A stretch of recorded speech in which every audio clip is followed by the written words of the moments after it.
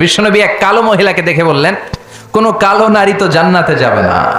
মহিলা কান্না শুরু করে দিল, বলল, নবী এটা কোনো কথা হইল নাকি? জান্নাতে যাবো না কেন? কালা কি আমি হইছি নাকি? কালা আমারে বানাইছে কে? তিনি বানিয়েছে, তো আমার দোষ কি? আপনি বলেছেন 4টা কাজ করলে জান্নাতের 8টা দরজা খোলা সব নারীদের জন্য।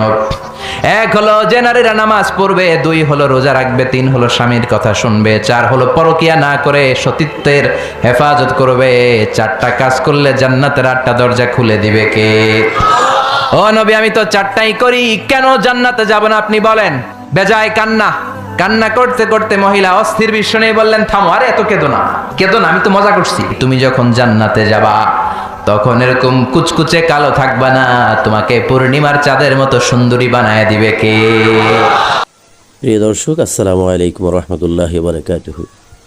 আমাদের সকল মা বোনদের প্রতি আমার অনুরোধ রইল, এই হাদিসটি শুনে আপনারা অবশ্যই 5 ওয়াক্ত নামাজ সঠিকভাবে পড়ার চেষ্টা করবেন, রোজার সময় রোজা রাখবেন এবং স্বামীর কথা শুনুন। আজকে আপনার স্বামী না থাকলে আপনার কি অবস্থা হবে একবার ভেবে দেখুন।